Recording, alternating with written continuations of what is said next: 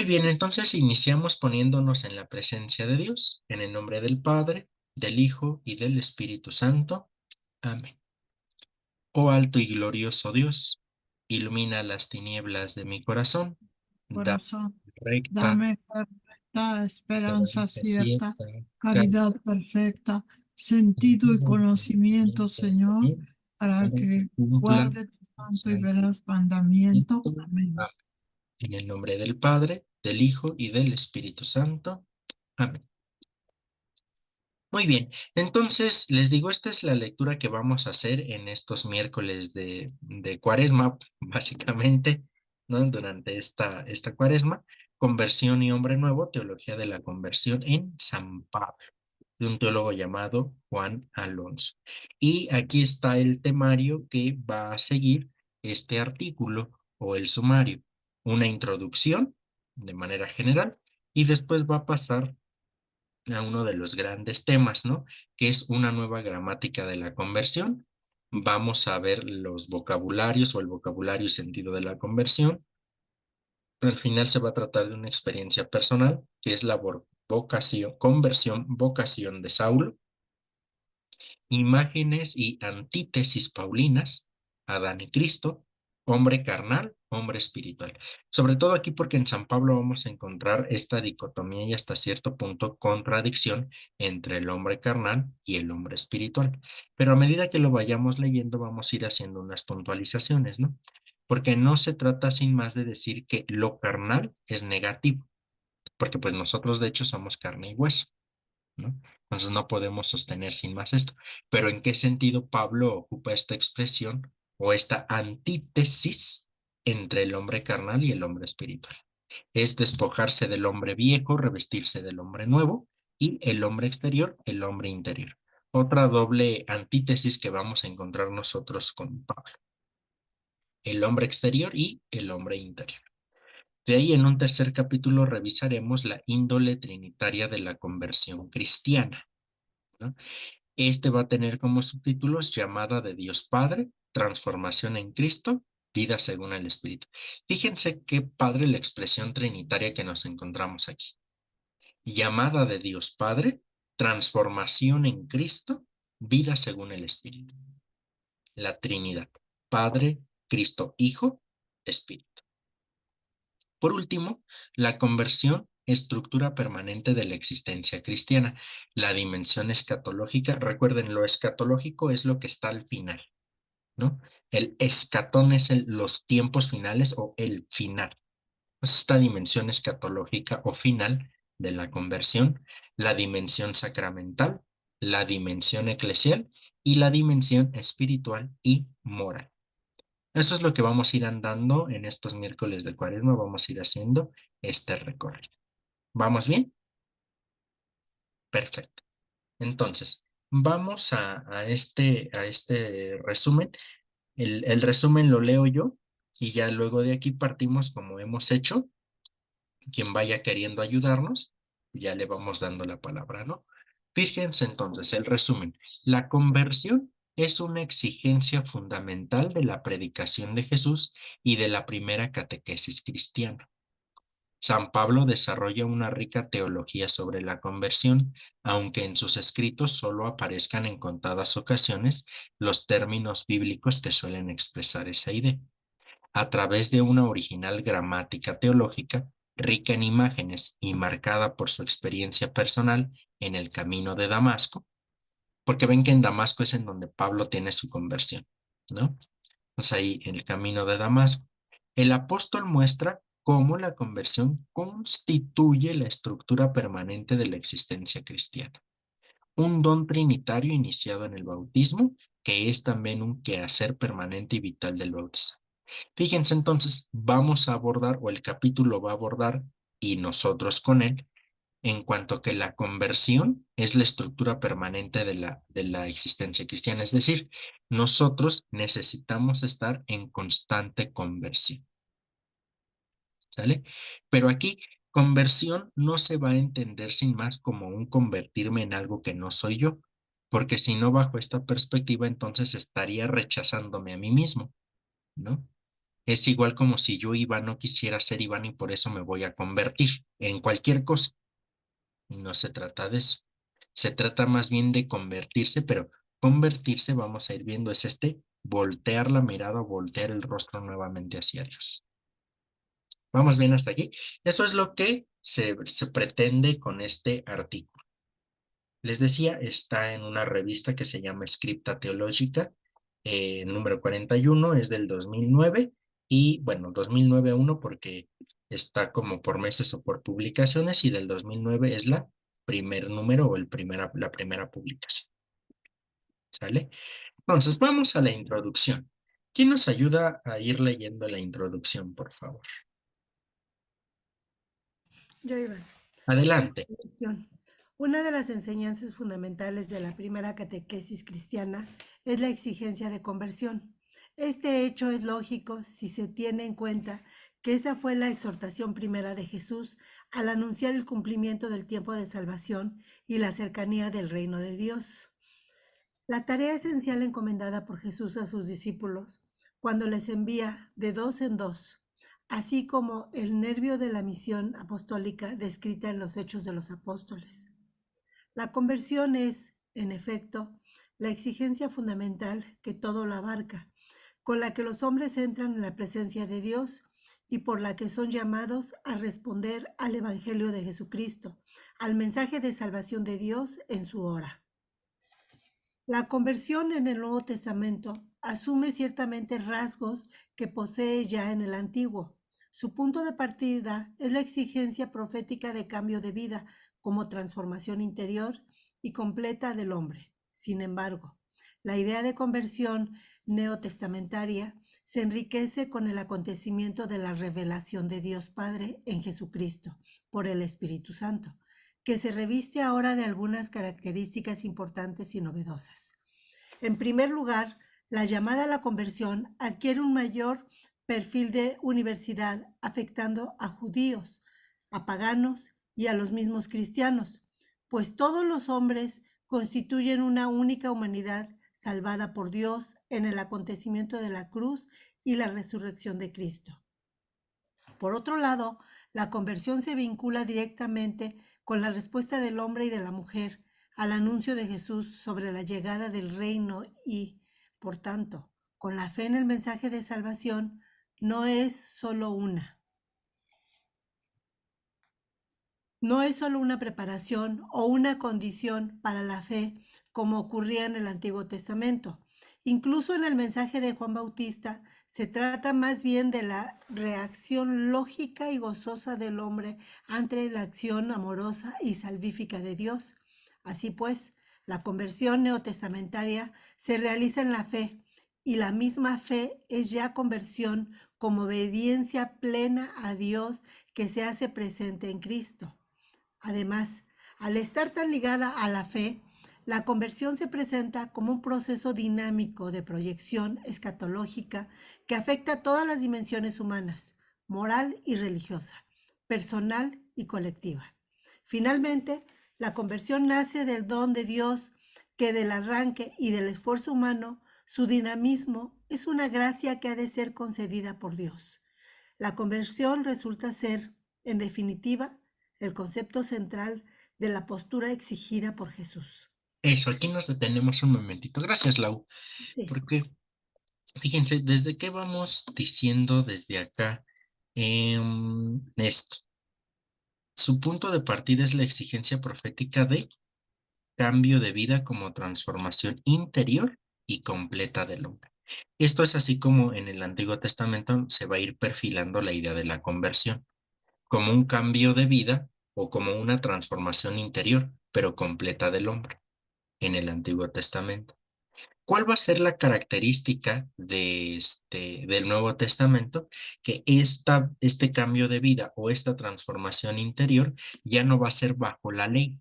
Que recuerden que en el Antiguo Testamento va a ser mucho esta idea de la ley o de la Torá, ¿no? En el Nuevo Testamento, ¿a partir de quién va a ser? De Dios Padre en Jesucristo por el Espíritu. Entonces, fíjense qué interesante, porque en el Antiguo Testamento hablamos de esta conversión o de esta transformación interior y completa del hombre perfecto. En el Nuevo Testamento también hablamos de eso, de una transformación interior y completa del hombre. Pero ahora, ¿cuál es el criterio de esa transformación? Ya no es la ley, es Dios Padre en Jesucristo por el Espíritu Santo. Que si nosotros nos queremos volver más cristológicos que trinitarios, tendríamos que decir entonces que el centro de esta transformación o el criterio de esta transformación interior y completa del hombre es el reino de Dios. ¿Sale? Porque entonces es en función del reino de Dios justamente que vamos a tener esto que hasta el último nos hacía favor de leerla uno, moral, un cambio interior moral, religioso, personal, colectivo, en todas las dimensiones del hombre. Pero ¿cuál va a ser el criterio de discernimiento de todo esto? El reino de Dios, ¿no? Recuerden, el reino de Dios es el proyecto justo de Dios que invita a pensar a los hombres iguales en el mundo en cuanto a dignidad. No hay uno mayor que otro. Se precisa esto, la igualdad de dignidad y por tanto de justicia, de libertad, de vida. ¿Sale? ¿Vamos bien hasta aquí? Como entrándole a lo introductorio. Sí, profe. Perfectísimo. ¿Quién puede seguir leyendo, por favor? Yo, Iván, Adelante, Lourdes, por favor. em, Aquí, la el con- pensamiento. el pensamiento de San Pablo sobre la conversión se enmarca en esta misma perspectiva, aunque adquiere, como vamos a ver, unos rasgos propios. La vida de este testigo privilegiado de la primera hora del cristianismo quedó marcada precisamente por su personal experiencia de conversión en el camino hacia Damasco, cuando pasó de ser celoso perseguidor de los cristianos a ser testigo privilegiado de Cristo y apóstol de las gentes. Su vasto pensamiento teológico y más concretamente su teología de la fe y de la conversión cristiana se comprenden mejor en el marco de esta experiencia originaria. En este artículo presentamos primeramente los principales datos de las cartas paulinas sobre la conversión. Nos fijamos en el vocabulario, las imágenes y antítesis que emplea el apóstol, así como en su propia experiencia de conversión. En un segundo momento, mostramos el esquema trinitario que articula su idea de conversión. Finalmente, a modo de síntesis conclusiva, nos detenemos en las principales dimensiones de la conversión como forma permanente de la existencia cristiana. Es que es la cuestión metodológica de cómo va a ir abordando el artículo, ¿no? ¿Podemos seguir, por favor, Lourdes? Sí, una nueva gramática de la conversión, vocabulario y sentidos de la conversión. En el Antiguo Testamento, la conversión o retorno a Dios se expresa principalmente con el verbo hebreo sub, uno de los términos mayormente empleado en la Biblia. 1059 veces en la Biblia hebraica, stuharternial, y palabra clave en la exhortación profética. La Biblia griega usa fundamentalmente los verbos epistrepheiin y metanoein para referirse a la conversión. El primero de ellos subraya el cambio de conducta externa y práctica, y el segundo atiende más al cambio interior suscitado por el sentimiento de arrepentimiento y el deseo de reforma. Así, esta pareja de verbos y sus correspondientes sustantivos expresan en el lenguaje religioso bíblico respectivamente dos diferentes pero inseparables dimensiones de la conversión: el alejamiento de la incredulidad y de la idolatría y la rectificación de la mentalidad necesaria para permanecer junto a Dios. Eso nos detenemos aquí un momentito, perdón, Lourdes, nos detenemos Sí. aquí un momentito. Estos dos términos griegos raros, epistrefei, exactamente, y este otro, metanoiein, que va ya en sus sustantivos, va a ser el epistrofe, porque bueno, aquí está acentuado, perdón, epistrofe y metanoia. Seguramente el término de metanoia, si lo han escuchado, quizá, Sí, ¿no? sí, Exactamente, quizá el que está un poco como no presente es este de epistrofe, ¿no? Quizás sea como el término que no, pero me parece el término de metanoia sí es uno de los más presentes en las reflexiones o incluso en algunos textos teológicos, ¿no? Entonces, fíjense, nos detenemos aquí porque epistrefe va a significar un cambio de conducta externa y práctica, mientras que metanoia, y que es por eso que se ha decantado la iglesia por ocupar más este término de metanoia, porque habla más bien de un cambio interior suscitado por este sentimiento de arrepentimiento. Y seguramente ahora en este tiempo de Cuaresma ustedes quizá vayan a oír hablar mucho de la famosa metanoia. muy bien. Exactamente, ¿no? Porque eso es, insisto, un término quizá como más conocido que muchos pastores de la iglesia ocupan para hablar de conversión, ¿no? La famosa metanoia, que es esta conversión, este cambio, ¿sale? Cambio interior. Exactamente, el cambio interior.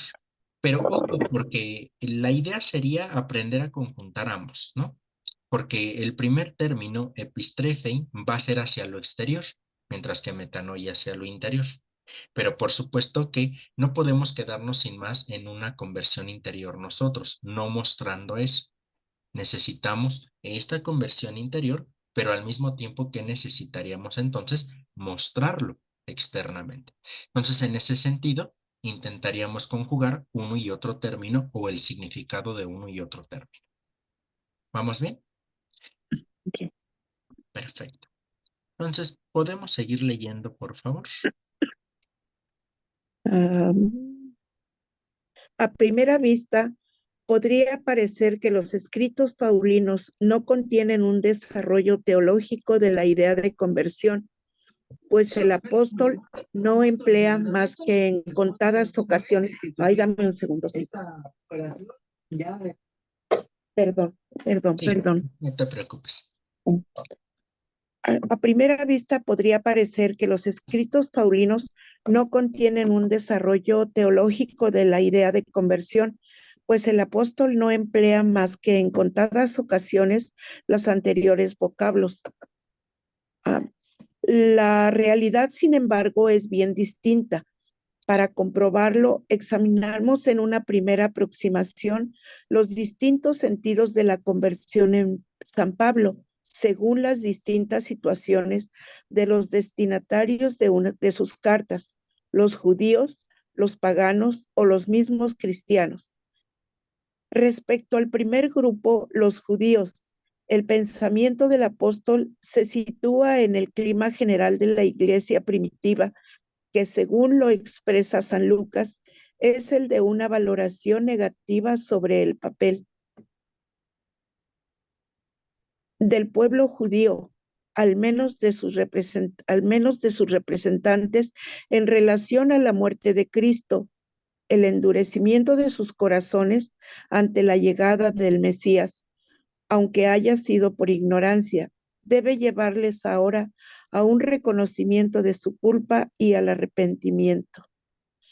El apóstol se refiere a un endurecimiento o insensibilidad parcial de Israel, Romanos 11, 1, 10, 25, y ofrece una clave hermenéutica de esa incredulidad de Israel en la perspectiva de la misión evangelizadora universal de la Iglesia.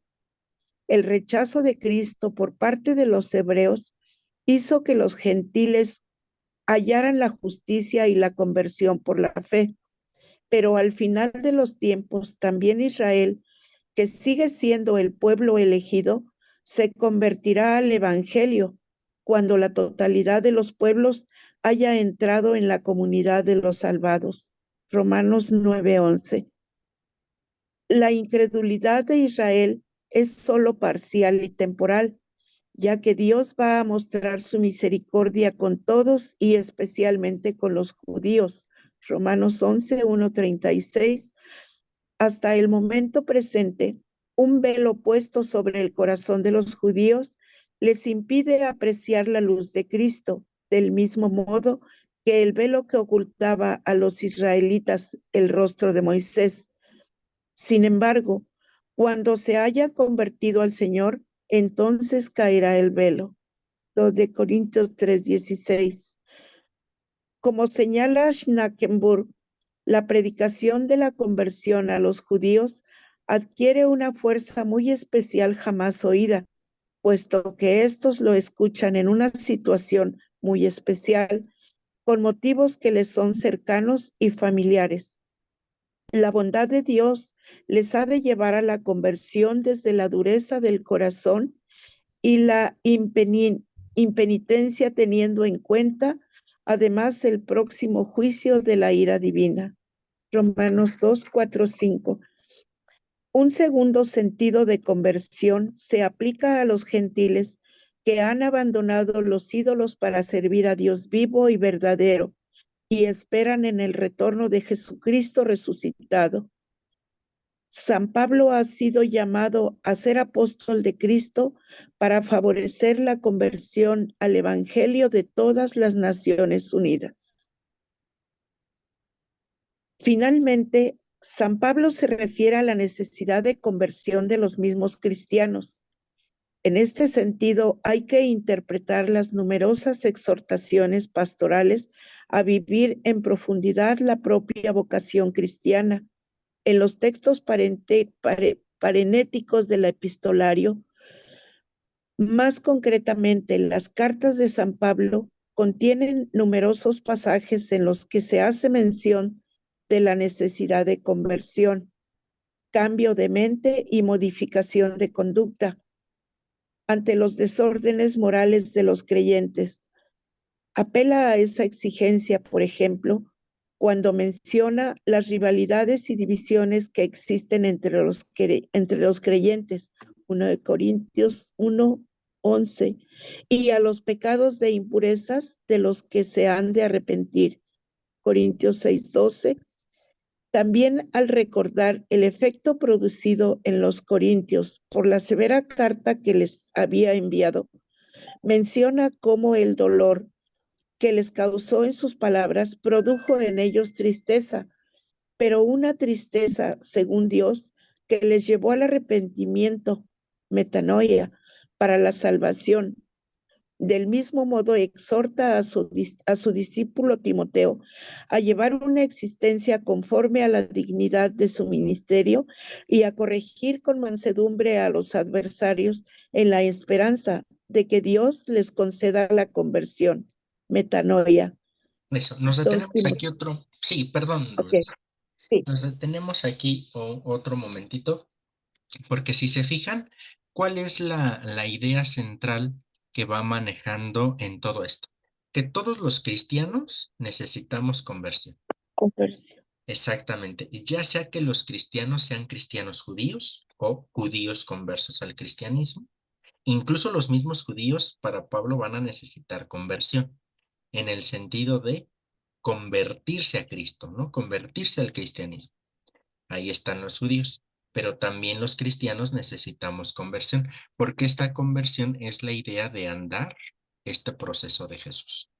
Y también los paganos de convertirse al cristianismo, pero al mismo tiempo los paganos convertidos al cristianismo necesitan seguir este proceso de conversión.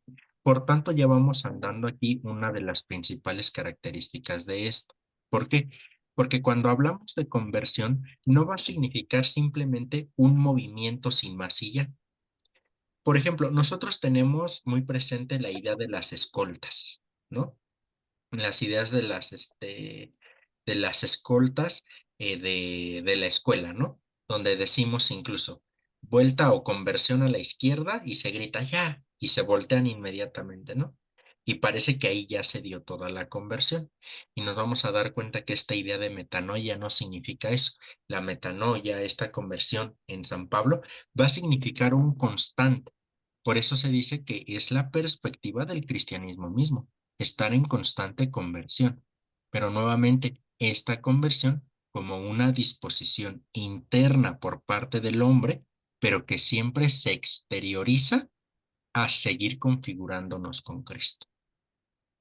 Eso va a ser la conversión, ¿no? La constante configuración que tenemos o que deberíamos de tener con Cristo, que es un proceso interno, sí, por supuesto, pero que también tiene que tener una expresión externa. Y aquí a todos nos atañe la conversión. Y no porque diga, hoy ya me convertí y entonces el día de mañana ya no necesito conversión. No, la conversión es Consta. un constante, exactamente. Como por ejemplo nosotros, en la edad que estamos, suponemos o presumiríamos pues que ya tenemos cierta madurez. Pero ¿hasta qué momento vamos a dejar de madurar? Pues hasta que nos muramos, ¿no? Entonces, en ese sentido, ¿hasta qué punto nos vamos a dejar de convertir o vamos de dejar de andar este camino de conversión? Pues hasta que Dios nos haga definitivamente en él. Es decir, pues hasta que nos muramos. Incluso si vamos a la teología muy clásica, todavía nos queda ahí como un pasito previo que es el purgatorio, ¿no? Donde todavía estamos ahí en esta idea de convirtiéndonos, no en la teología más clásica. Con esto no digo que es negativa o mala, pues simplemente es una de las perspectivas muy tradicionales de la iglesia o muy clásicas de la iglesia. ¿Vale? ¿Vamos bien hasta aquí? ¿Sí? Perfecto. Entonces, vamos a seguir. ¿Quién puede seguir leyendo, por favor? O si quieres, Lourdes, por favor, acaba este Sí, papelito que sería sí, el fin de ese apartado. en estos tres sentidos. Estos tres sentidos de conversión no expresan, sin embargo, lo más profundo y genuino de la teología de San Pablo, sin dejar de lado los aspectos esenciales de la conversión bíblica. El apóstol utiliza una original gramática teológica para describir la naturaleza y la dinámica de la conversión cristiana como proceso a través del cual se adquiere una vida nueva cuyo centro es Cristo. Su encuentro con Cristo en el camino de Damasco le ofreció una nueva visión de los planes de Dios y una particular experiencia acerca de la especificidad de la conversión cristiana. Eso, y fíjense aquí nuevamente, qué interesante esto.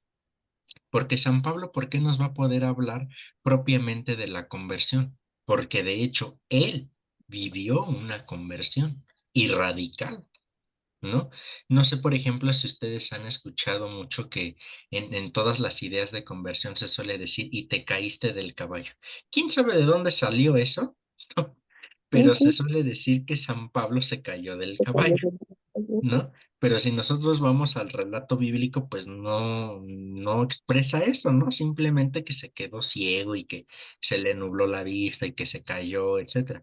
Pero la escritura jamás nos dice de un caballo, ¿no? Pero bueno, la idea ahí está. ¿Por qué Pablo nos va a poder hablar de la conversión en este sentido tan profundo? Porque Pablo, de hecho, vivió una conversión profunda. Imagínense por eso, de Saulo, de ser Saulo, el judío Saulo, que acababa con los cristianos, pasó a ser ahora Pablo, el cristiano, defensor y propulsor del cristianismo. O sea, imagínense esa conversión, ese cambio tan drástico que tuvo San Pablo. Bueno, de Saulo a Pablo. ¿Por qué? Porque él tuvo propiamente esa conversión, ese encuentro con el Señor resucitado. Y aquí radica la importancia del inicio de la conversión, porque nosotros decimos conversión en función de Dios. Y San Pablo por eso tiene una conversión tan profunda, porque ¿con quién tiene el encuentro San Pablo? Con el resucitado. O sea, ya con el Cristo trascendente, con el que desde nuestra condición humana o desde su condición humana sí, pero que ahora ha trascendido esta condición humana. Entonces, desde aquí vamos andando este camino, ¿no? es igual como nosotros, ¿no? Cuando hemos tenido un proceso de conversión, ¿qué es lo que hacemos? Transmitimos nuestra experiencia de conversión. Algunos tendremos una experiencia de conversión, entre comillas, no tan profunda, ¿no? En el sentido de que quizá pues nacimos en el cristianismo, nos formaron aquí, etcétera. Quizá otros tengan una formación, perdón, conversión más profunda en el sentido de que no conocían nada y ahora ya conocen, se han integrado y eso.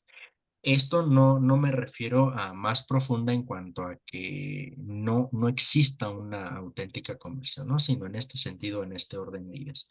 Pero todos a final de cuentas podemos hablar de la conversión, porque mucho, poco, todos aquí estamos en ese proceso de conversión. Y Pablo, desde esta perspectiva, pues nos puede hablar perfectamente de la conversión, porque vuelvo a insistir, y con esto ya doy apertura para lo que viene, nos habla del Saulo perseguidor del cristianismo al Pablo defensor y promotor del cristianismo. Hay que reconocerle algo a Pablo. Por él el cristianismo se extendió en la primera época. Él fue el que llevó el cristianismo a muchos lugares, ¿no? Entonces, bueno, ahí está esta perspectiva. Bien, entonces, ¿quién puede seguir leyendo, por favor? Yo, profesor. Adelante. Una experiencia personal. La conversión, vocación de Saulo. De los Hechos de los Apóstoles y de los escritos paulinos se deduce que, antes de su conversión, San Pablo fue un duro perseguidor de la primera comunidad cristiana. Los hechos señalan cómo, tras la aprobación de la muerte de Esteban, hacía estragos en la iglesia, entraba por las casas, se llevaba por la fuerza a hombres y mujeres y los metía en la cárcel. Asimismo, en su apología personal dirigida a los Gálatas, confiesa la perversidad de su vida pasada. Ya estáis enterados de mi conducta anterior en el judaísmo, cuando encarnecidamente perseguía a la iglesia de Dios y la devastaba. Esas mismas fuentes testimonian el hecho de su repentina transformación en apóstol de Jesucristo, obrada por Dios en el camino de Damasco. La pregunta que surge en este punto es si el acontecimiento de Damasco, hecho decisivo en la expansión cristiana, puede denominarse conversión, y en su caso, ¿en qué sentido? Nos interesa la cuestión por las luces que su respuesta puede arrojar sobre la misma teología paulina, la cual, además de basarse en la fe de la iglesia primitiva, es también expresión de su personal experiencia de Dios. La transformación radical de San Pablo se ha explicado con frecuencia en el pasado desde una perspectiva psicológica que enfatizaba su aspecto dramático y la entendía como progresivo reconocimiento de la necesidad de un cambio en la propia existencia y como solución o desenlace ante una lamentable situación de pecado y culpa. Esta visión de la conversión había estado fuertemente influenciada por las visiones que tanto San Agustín como Lutero tuvieron de la conversión de San Pablo. Según esta perspectiva, generalizada hasta hace pocas décadas y basadas en el trasfondo judío de San Pablo o en una lectura de Romanos 7 como relato autobiográfico, el fariseo Saulo, conocedor de su fracasado intento de vivir según la ley, había experimentado un profundo cambio interior al serle revelada la justificación por la fe en Jesucristo. Los manuales de apologética, por su parte, han incluido este suceso en la categoría de conversiones repentinas y milagrosas, sin preparación previa, otorgándole un valor demostrativo de la fe católica. En tiempos más recientes, se ha propuesto entender la experiencia de San Pablo en el camino de Damasco en el sentido de una llamada a ser apóstol de los gentiles y no en el de un cambio de religión o de una transformación inducida por una experiencia interior de culpa o desesperanza.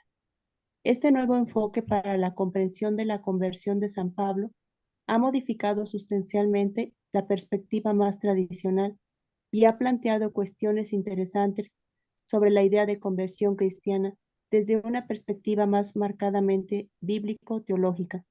así como desde otros nuevos acercamientos. ¿Qué supuso para San Pablo esa revelación cerca de Damasco? Se trata, por un lado, de una cristofanía en la que el Señor Jesús se manifestó de alguna manera a Saulo por medio de una luz venida del cielo.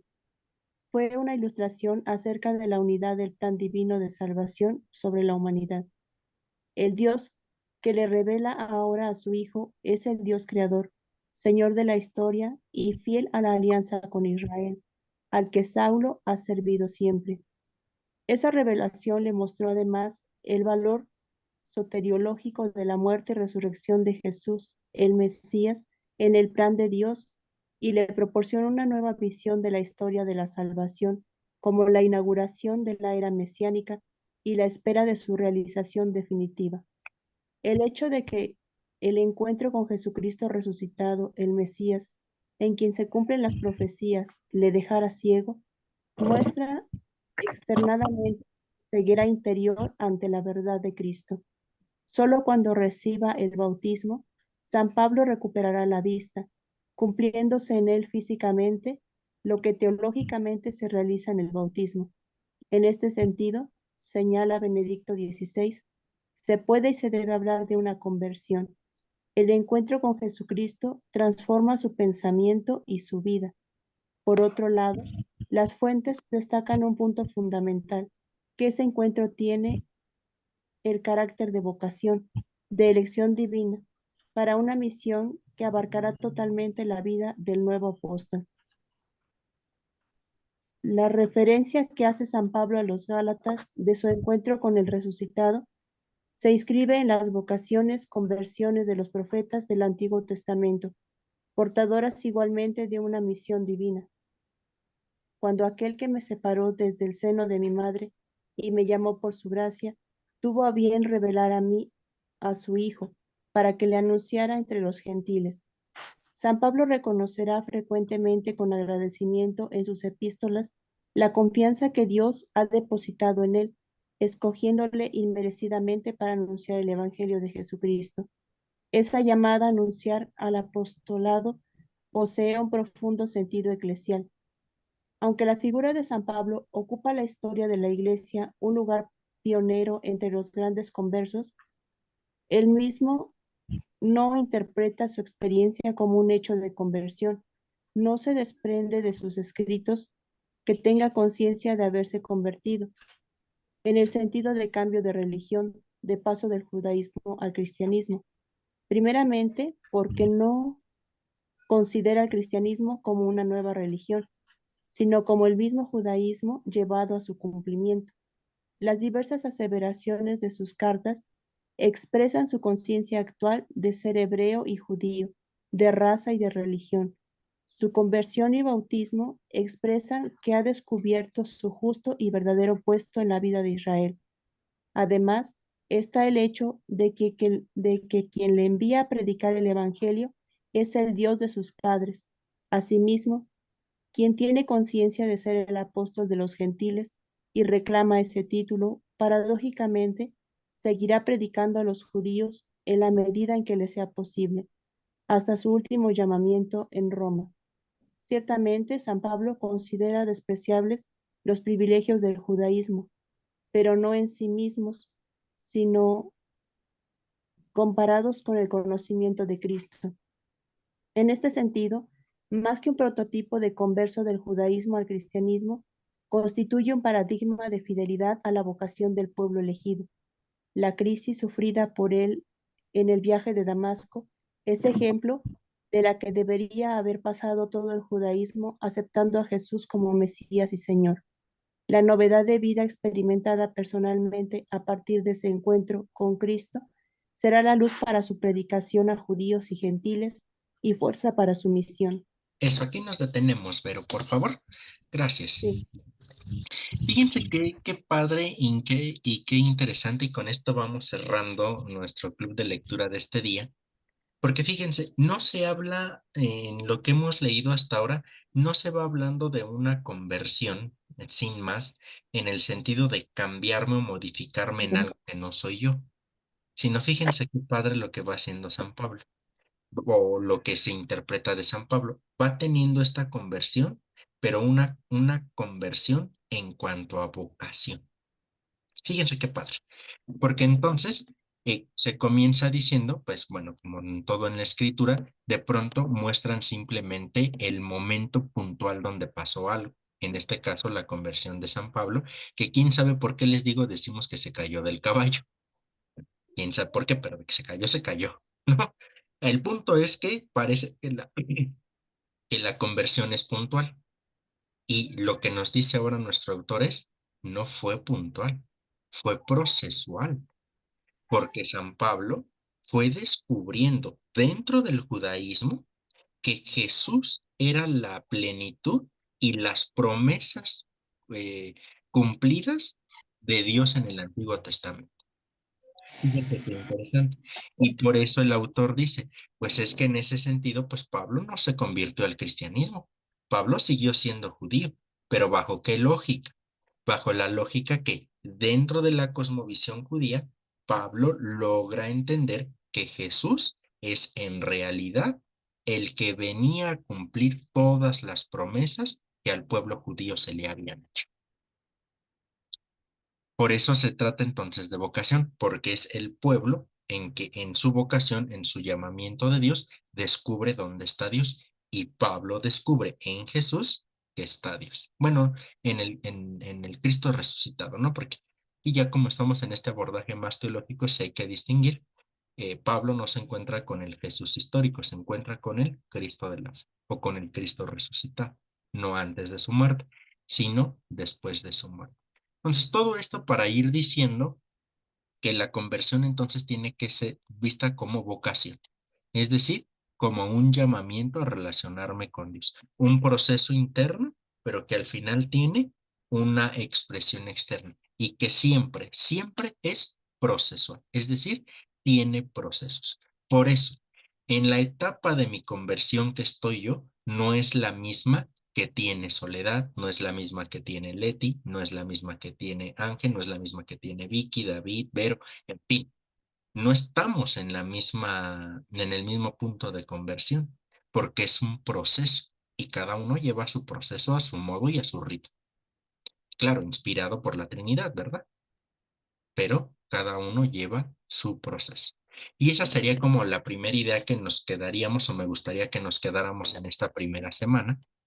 ¿Cómo va siendo entonces el proceso de conversión que yo tengo? Nuevamente, este proceso de conversión como vocación. La vocación es una llamada, ¿no? ¿Cómo voy viviendo la llamada que Dios me ha hecho para configurarme con Cristo por mediación del Espíritu y llegar al Padre? Nuevamente una conversión en una lógica trinitaria. ¿Sale? Comentarios, ¿cómo ven esto que leemos, esto que les platico, les comparto? ¿Algún comentario? ¿Cómo van en su conversión? Pues Buenas ex- noches. Buenas noches, te escuchamos, Romelia, y después te escuchamos, Lourdes. Sí, mire, pues, ¿cómo va mi conversión? Pues, como decía usted, yo creo que paso a paso, ¿verdad? Algo muy interesante que acaba de decir es de que, pues, no es tratar de cambiar a no ser yo, sino que ir poniendo quizás de nuestra parte o de mi parte el seguimiento y la fidelidad a Dios, ¿sí? Es reconocer a Cristo en mí y en el prójimo, ¿no? Es tratando de día a día ir pues avanzando en esa conversión, como decía, quizás pues eh, tratando de ser mejor persona, de dar testimonio de mi fe y de mi amor hacia Dios, sobre todo en mis hermanos, en mi prójimo, tratando de dar testimonio de fe también, tratando de dar testimonio con mi vida propia, ¿no? Quizás como lo decía, tenemos la oportunidad a lo mejor después del purgatorio, pero pues no se trata de llegar ahí, sino que a lo mejor pues podamos, o si llegamos al purgatorio, pues no estar tanto tiempo, ¿no? Sino que pues buscar el camino de salvación. todo lo que usted nos dice y sobre la conversión de San Pablo, pues al menos a mí me deja mucho que meditar, que ir tratando de enmendar, de, de llevar día a día mi conversión, esperando y escuchando el llamado de Dios. El llamado de Dios, pues más que nada yo siento que con la fidelidad a Él, ¿no? Creyendo en Dios y creyéndole a Dios, que por amor a mí, dio a su Hijo por nosotros. Y pues tratar de vivir con nuestro Señor Jesucristo día a día su pasión, con esa alegría, como no con con tristeza dolorida, sino dolorida sobre el pecado, sí, pero con tratar de llegar a la conversión, a vivir con esa alegría de esperanza, de fe y de amor hacia nuestro Señor. Eso es lo que yo veo en esta reflexión que estoy escuchando ahorita, y pues que todavía me deja mucho que aprender, me deja mucho que meditar y me deja pues una enseñanza de que debo seguir tratando de ser testimonio también. Gracias, buenas noches. Gracias, Romelia. Sí, es interesante esto porque nuevamente no estamos en un proceso, y ahí pues ya cada uno se va a ir adaptando. Pero nuestra hermana apuntó algo muy importante. Estamos en este proceso de conversión no para sentirnos mal, sino para en última instancia relacionarnos con Dios. Por tanto, la conversión tendría que ser un proceso de felicidad. Claro que, evidentemente, nuestro cambio interior que se expresa exterior, pues no siempre es muy alegre, ¿verdad? Porque en cierta manera hay que ir contra uno mismo cuando uno está actuando mal, ¿no?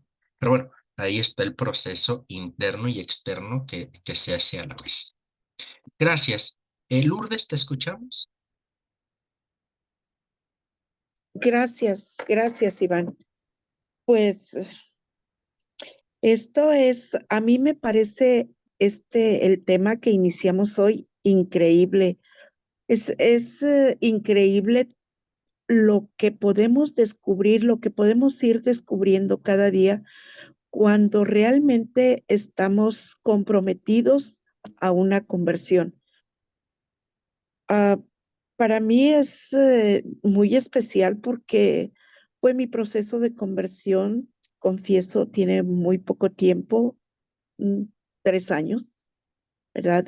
Y es completa, te puedo decir que es completa, no conocía en absoluta a Dios, era católica por herencia y pues ha sido, no te sabría decir si ha sido lento, pero lo que he ido descubriendo ah, hasta ahora se ha ido conociendo poco a poco a Dios, pero esta palabra conversión ahora, y cosa que te lo agradezco a Dios, porque te utilizó como medio para esto, ¿verdad?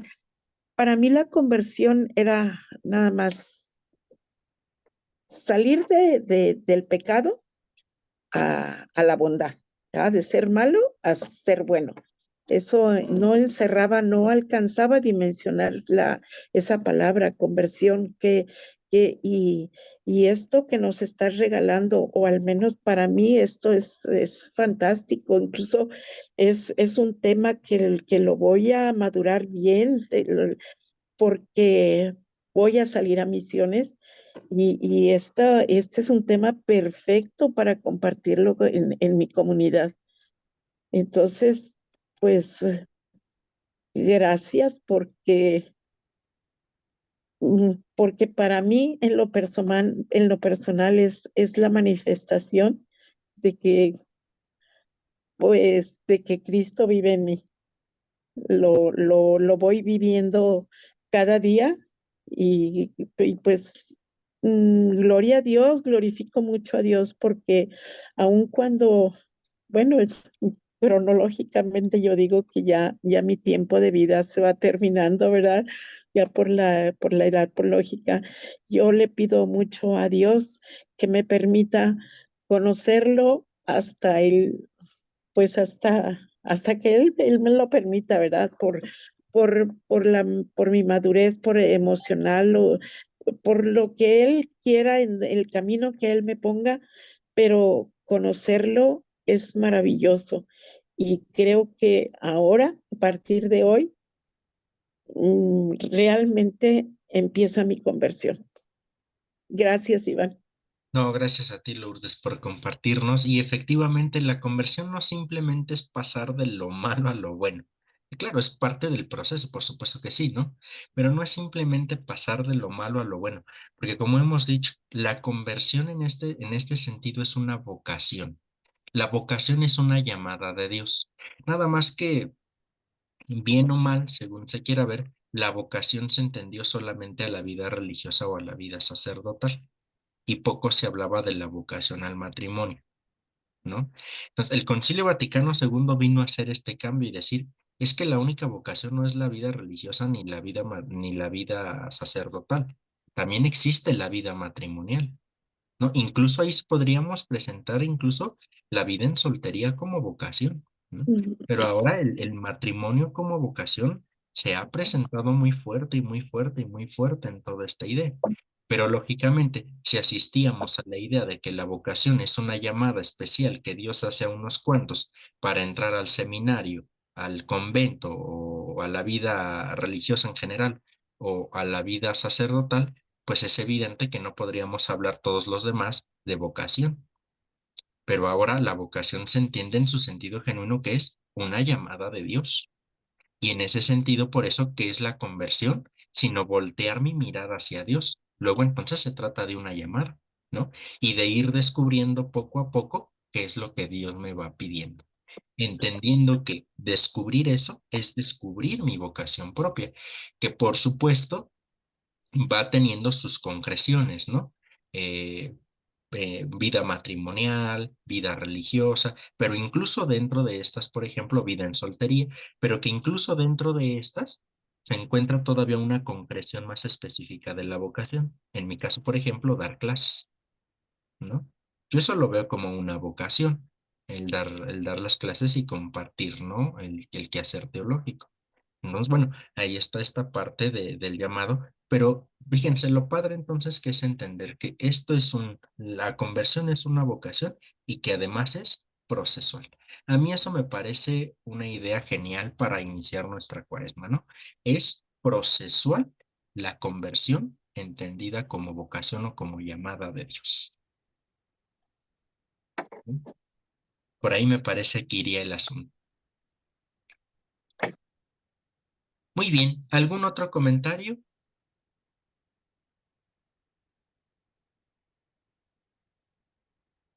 Perfecto. Pues entonces vamos dejando hasta aquí nuestra sesión. Regálenme 2 minutitos nada más. Entonces les comparto nuevamente la pantalla y bueno, aquí les presento como la invitación para las próximas charlas, ¿no? Ya en la semana les estaré enviando nuevamente en el club de lectura o en el grupo y les digo que siempre envío bajo la última lista de difusión a todos los contactos que se apuntaron para la plática del mes pasado, ¿no? Por eso a veces les llega el mensaje personal. Ya saben, la idea es que pues si les interesa y esto, pues me puedan decir que los apunte, ¿no? La misma lógica de siempre, ¿no? Nos vemos a las 9, va a ser 26 y 28, lunes y miércoles. Ya saben, la cooperación fraterna de 50 pesos. Si se puede dar, si por alguna razón no se puede dar, no hay ningún problema. De igual se pueden dar un poquito más, pues también les estaré agradecido, ¿verdad? Es la dinámica que hemos manejado. Y bueno, la próxima semana, entonces, quienes quieran, nos veríamos lunes y miércoles. No tendríamos, por tanto, club de lectura, ¿no? El club de lectura lo retomaríamos la próxima semana. ¿Sale? Y entonces, pues bueno, ya les estaré enviando nuevamente la invitación ahí bajo esa lista de difusión. Si alguien no entró el mes pasado a las charlas y les interesa esta, creo que tendrán mi número, me pueden también mandar un mensajito, ¿verdad? Apúntame para las charlas, recuerden también que pues me escriben, los apunto, y pues ya cuando puedan tengan un tiempecito hacer la cooperación, pues no hay ningún problema, ¿verdad? El momento en el que lo puedan hacer. Entonces, para ir también previniendo eso. Ya tienen entonces el texto que vamos a estar leyendo estas semanas del miércoles del club de lectura. Y bueno, sobre eso vamos trabajando. ¿Sale? Sí, Iván, Mande. una pregunta. Sí.